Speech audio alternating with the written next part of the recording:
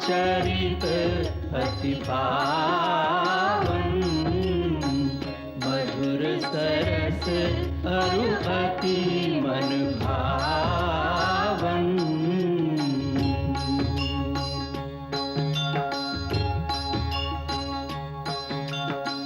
पुनि पुनि कितने हो सुने सुनाए, पिय की प्यास बुझत न बुझाए।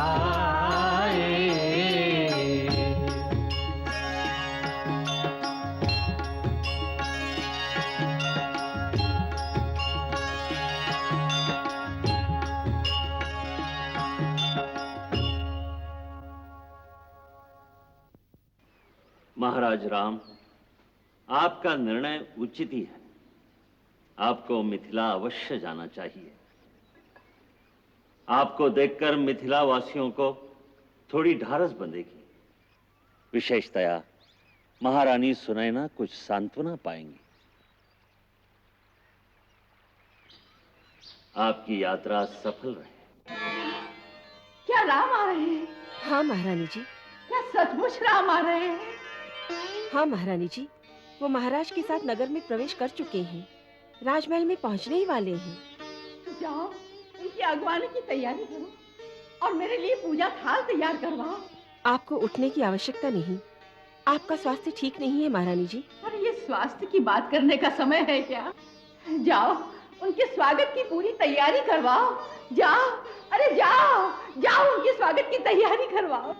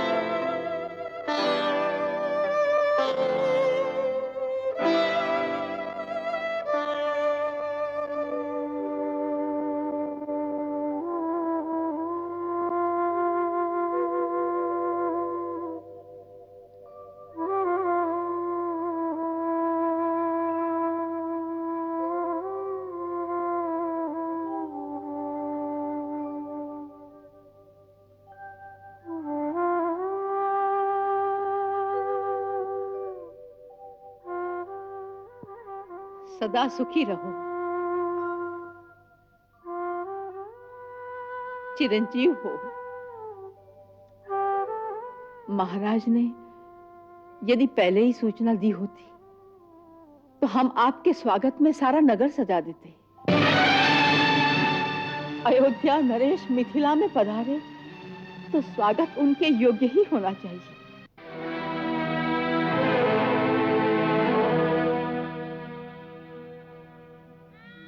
माता, अयोध्या का नरेश नहीं, आपका पुत्र राम आपके पास आया है और आपसे क्षमा मांगने आया है। मैं जानता हूं आपका हृदय मुझे कभी क्षमा नहीं करेगा।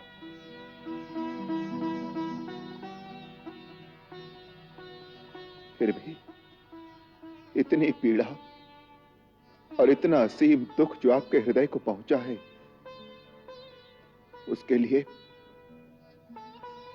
आप मुझे क्षमा कर दें।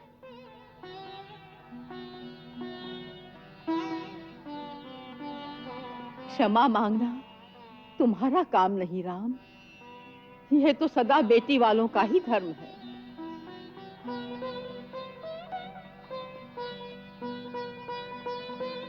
मां, यदि आप ऐसा कहेंगी तो मुझे धीरज कौन बंधाएगा? मैं यहां आया हूं आपकी स्नेह भरी गोद में अपना तप्त मस्तक रखने। आप अपना स्नेह और ममता भरा हाथ यदि मेरे शीश पर रख देंगी तो मैं जीवन का ये विष भी धैर्य धारण करके पी लूंगा।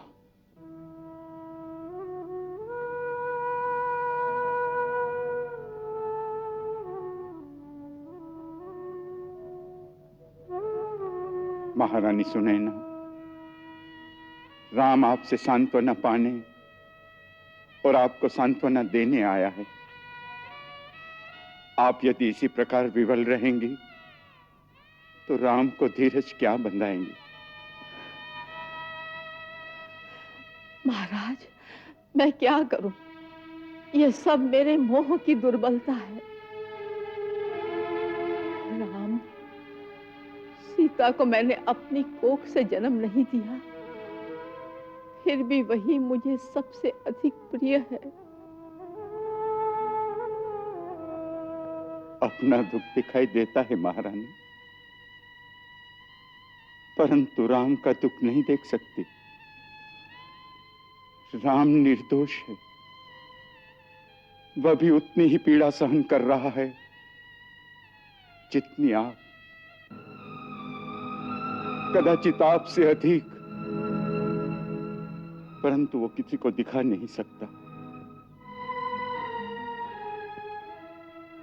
वह कितना सहन कर रहा है ये पूछो लक्ष्मण से, जो प्रतिपल प्रतिक्षण उसका साक्षी है।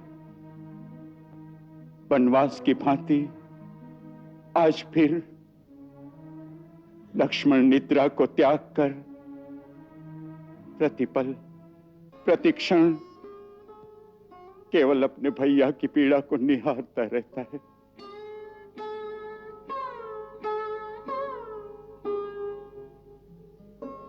दोनों को आपके ममता भरे आंचल की आवश्यकता है। इन्हें हृदय से लगाकर सांत्वना दो महारानी।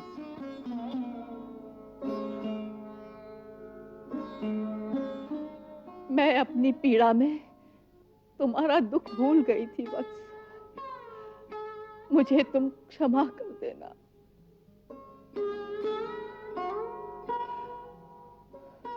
मैं तुम्हारी माँ हूँ, माँ की गोद सदा तुम्हारे लिए खुली रहेगी।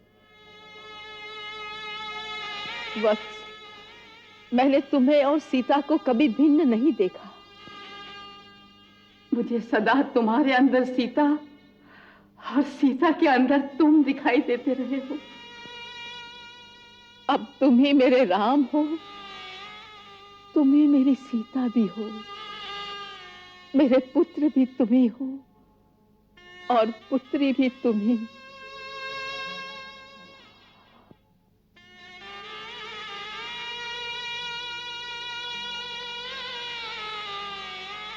माता,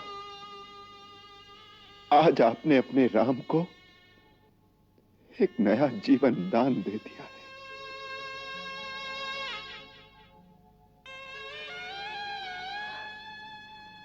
लक्ष्मण, बड़ा भाई अकेला रह गया है। सीता का अभाव मिट तो नहीं सकता, परंतु तुम और उर्मिला दोनों मिलकर इतनी सेवा करना कि सीता का अभाव हृदय में खले ना।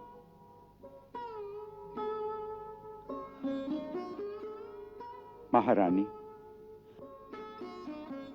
अब इन्हें विश्राम करने दो।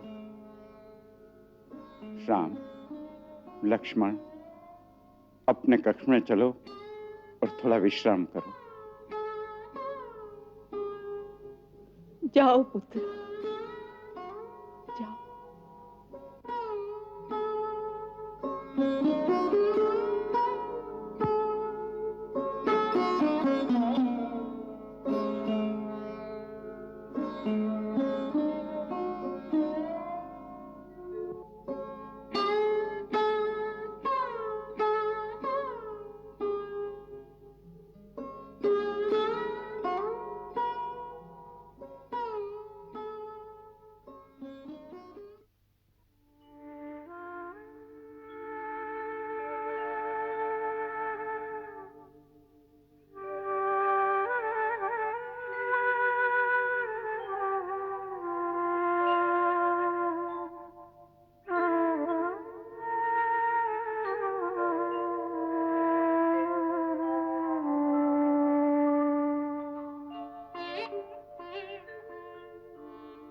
लक्ष्मण, महाराज जनक और महारानी कितने उदार हैं। मैं सोचता था महारानी का हृदय भरा हुआ होगा, इसलिए वो उचित अनुचित बहुत कुछ कहेंगी, परंतु उन्होंने तो इतना भी नहीं कहा जितना उन्हें कहना चाहिए था।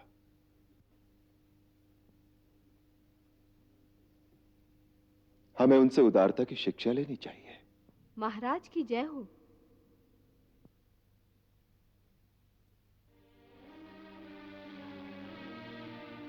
अरे चंद्रप्रभा,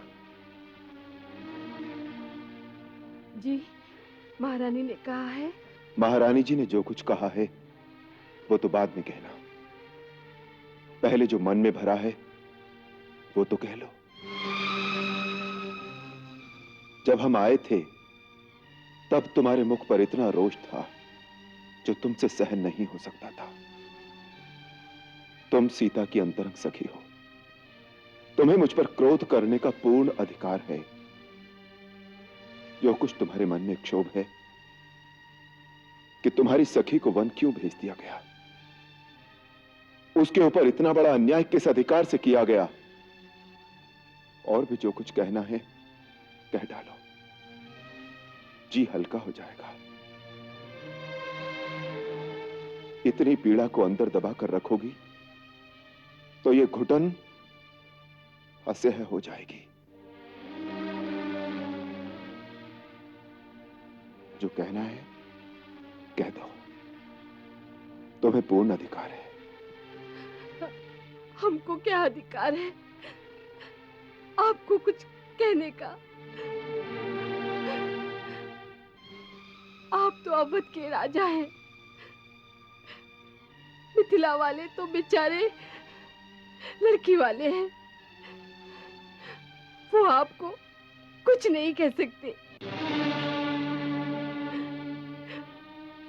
परंतु मैं मिथिला की सारी दीवारों पर लिख दूंगी कि मिथिला वालों, अब कभी अयोध्या में अपनी बेटी न ब्याहना। वो उसकी कदर नहीं कर सकते, वो उसकी कदर नहीं कर सकते।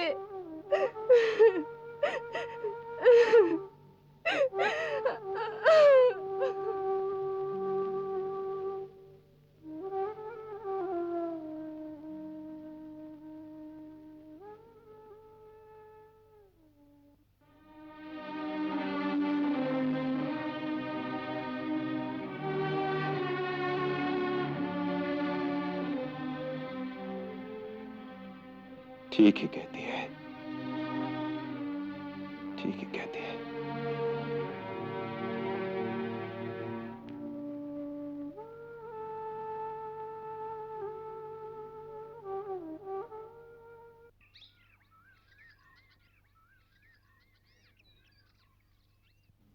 महारानी जी, कुंवर जी आपसे विदा लेने के लिए आ रहे हैं। अच्छा,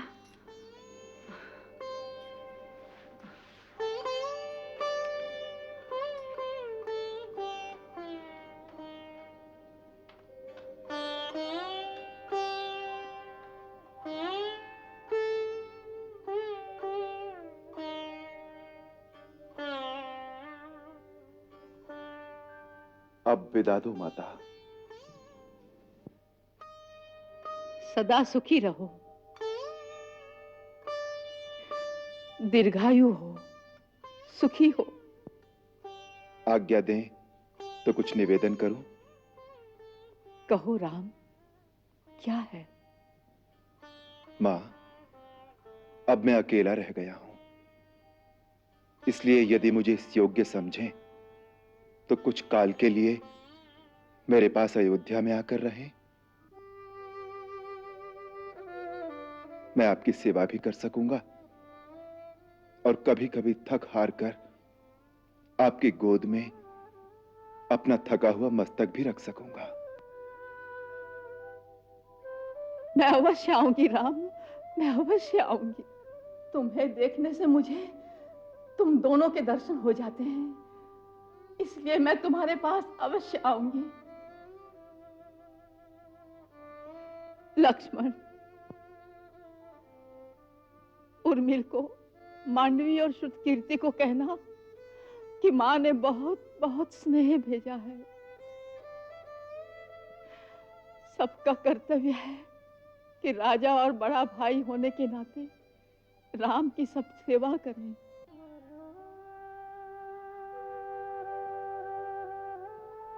भरत और शत्रुघ्न को मेरा प्यार देना।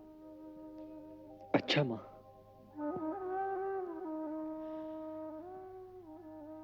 तुम्हारे राज्य में सुख और समृद्धि हो। महाराज, विदाई से पहले इन्हें कुल देवता के मंदिर में अवश्य ले जाना। अवश्य। आओ राम।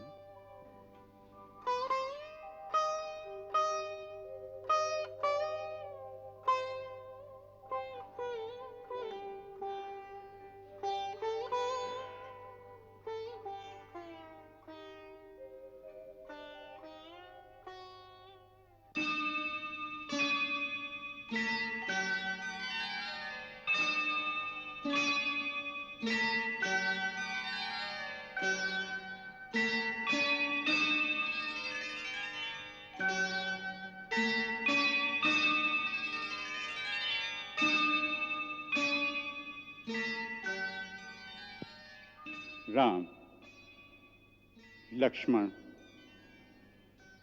आज अपने कुल देवता के सामने खड़े होकर मैं तुम्हें जीवन का एक मूल मंत्र देता हूं।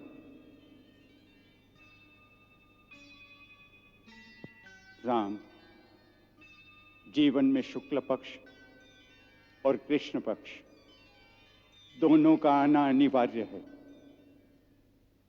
शुक्ल पक्ष की चांदनी सर्वदा नहीं रह सकती, उसी प्रकार कृष्ण पक्ष का अंधेरा सदा नहीं रह सकता।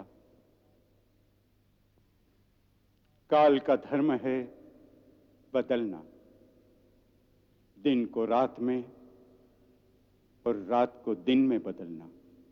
यही काल की गति है। यही सोचकर मनुष्य को कृष्ण पक्ष से अंधेरे से घबराकर हताश नहीं होना चाहिए। सुख के पश्चात दुख तो आते ही हैं, परंतु इस दुख के अंधेरे में मानव को अपने धर्म के प्रकाश से रास्ता बनाना चाहिए। इसी को पुरुषार्थ कहते हैं। निराशा की धरती पर आशा के बीज बोने चाहिए। यही बीजारोपण भविष्य में फल देता है। यही मानव कर्तव्य है और यही मानव आदर्श। सत्य कहा महाराज जनक ने कि यही मानव कर्तव्य है और यही मानव आदर्श। जीवन में कृष्ण पक्ष आने पर उसके अंधकार में किस प्रकार धर्म का सीधा मार्ग निर्माण करना चाहिए, यही आदर्श अब आपको स्थापित करना है। महाराज राम, आज सारा मानव समाज आपकी ओर देख रहा है। इसलिए आदर्श के नए नए कीर्तिमान स्थापित करने का उत्तरदायित्व अब आप पर है। निष्क्रियता त्याग कर अब आपको क्रियात्मक कर्म के पथ पर चलना है। इस वैराग्य की बेला में महाराज जनक ने जो कर्म का उपदेश दिया है वो बड़ा गूढ़ तत्व है। वैराग्य की यह परिभाषा विदयराज जनक जैसा परम ज्ञानी ही कर सकता है, जिससे राग भी न छूटे और उसका बंधन भी न हो। यह परम ज्ञान है। राम, इसका मनन करो।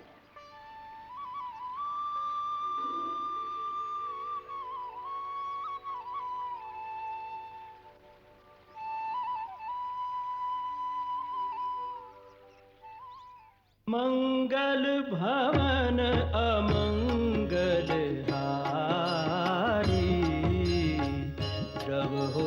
दशरथ अजिर बिहारी।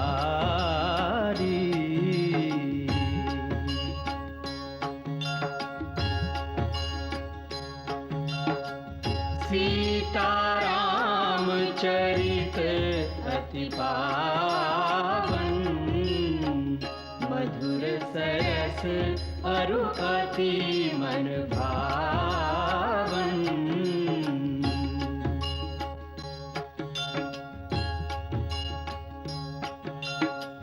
पुनि पुनि कितने हो सुने सुनाए,